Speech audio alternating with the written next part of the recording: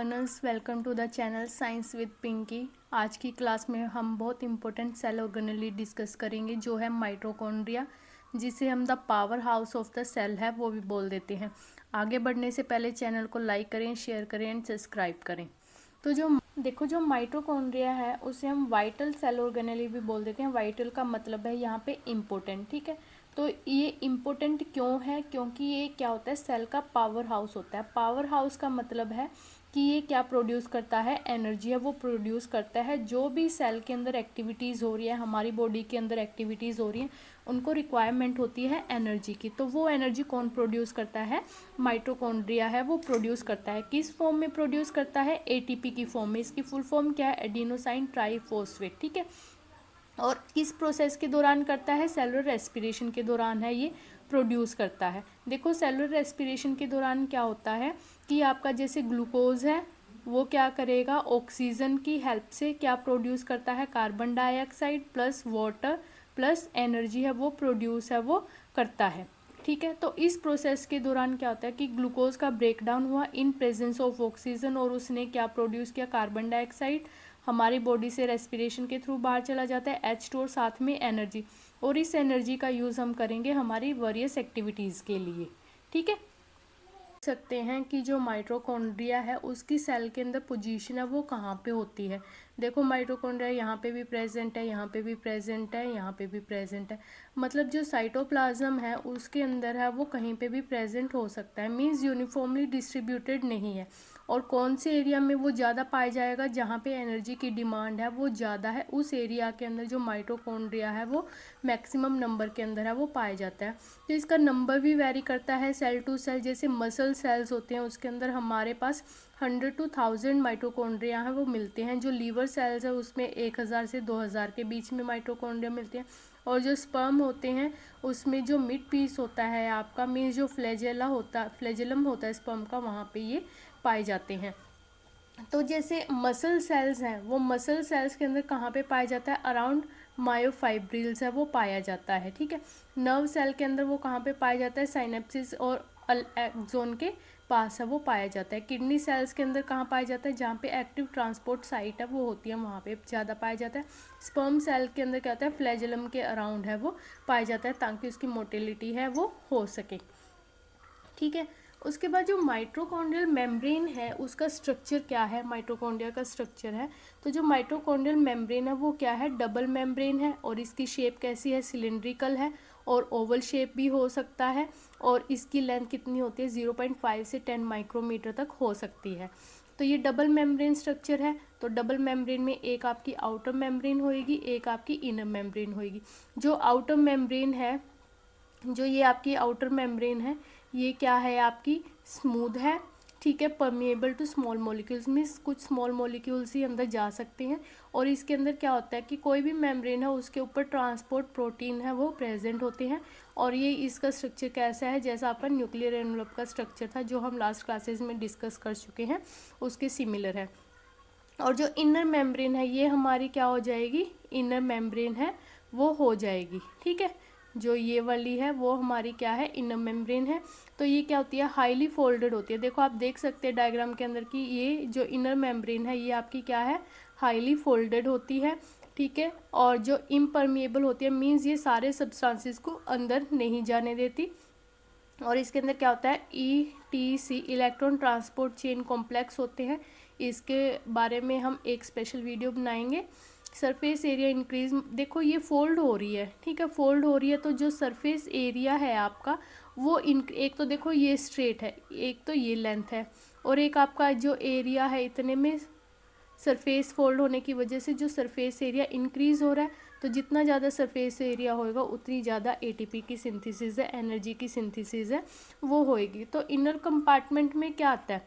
सबसे पहले है इंटर मेम्ब्रेन स्पेस, मीन्स जो आपका आउटर मेम्ब्रेन और जो इनर मेम्ब्रेन के बीच का स्पेस है, आउटर मेम्ब्रेन और जो इनर मेम्ब्रेन का जो स्पेस है उसको क्या बोलते हो? इंटर मेम्ब्रेन स्पेस है वो बोलते हैं, ठीक है। और इसका pH कैसा होता है? लो pH होता है, मीन्स जो आप ये स्पेस देख रहे हैं इसका pH लो होएगा क्योंकि यहाँ पे प्रोटॉन एक्यूमुलेशन है, पॉजिटिव आयंस की एक्यूमुलेशन है वो ज़्यादा है, ठीक है। और जो माइटोकॉन्ड्रियल मैट्रिक्स है, मतलब कि जो आपका इनर कंपार्टमेंट है इनर मेम्ब्रेन के साथ अटैच है, मीन्स जो ये वाला पोर्शन है आपका, ठीक है, ये किस किस चीज़ से मिलके है वो बना है, तो वो आपका किसके अंदर आएगा, माइटोकॉन्ड्रियल मैट्रिक्स के अंदर। तो इसके अंदर क्या क्या चीज़ें आएंगी, माइटोकॉन्ड्रियल डीएनए होएगा, ठीक है, जो आपका सर्कुलर होता है, डबल स्टैंडर्ड होता है। हाउस ऑफ राइबोसोम, इसमें जो राइबोसोम है वो पाए जाते हैं, तो उसको हम क्या बोल देते हैं, माइट्रो राइबोसोम है वो बोल देते हैं। जो राइबोसोम माइटोकॉन्ड्रिया के अंदर पाए जाते हैं, ये हमने लास्ट क्लास के अंदर भी डिस्कस किया था।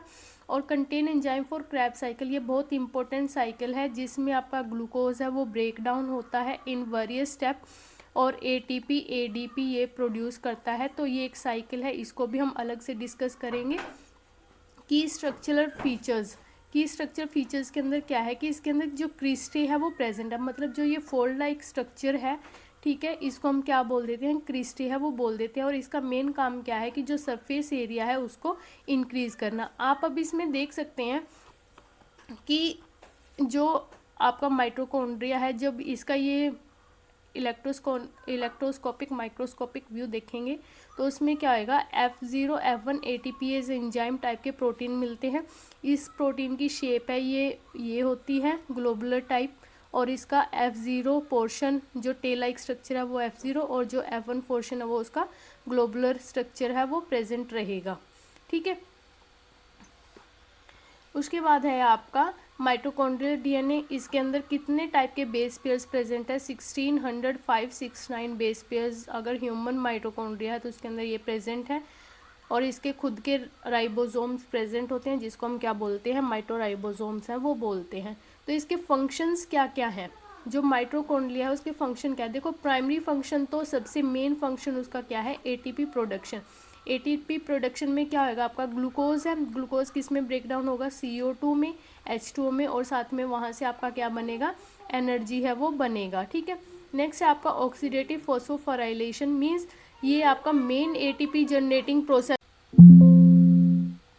उसके बाद नेक्स्ट आपका आता है electron transport chain, means ETC, ठीक है, ये क्या करता है, प्रोटॉन को जनरेट करता है। फिर आपका आता है एटीपी सिंथेटेज, वो क्या करता है, ADP के साथ फॉस्फेट ग्रुप को अटैच करके क्या कर देता है, ATP बना देता है, ठीक है। ये तो होता है एडिनोसाइन डाईफॉस्फेट, ये आपका ट्राईफॉस्फेट हो जाएगा। उसके बाद है मेटाबॉलिक फंक्शन, मेटाबॉलिक फंक्शंस में क्या है, क्रेब्स साइकिल, मीन्स इसमें जो आपका ग्लूकोज है वो किस में चेंज हो जाता है, पायरुवेट के अंदर, और जो पायरुवेट है वो आगे आपका फर्दर है वो डिग्रेड है वो होता रहेगा, ऑक्सीडेशन है उसका होता रहेगा, तो उस साइकिल को हम क्रेब्स साइकिल बोलते हैं।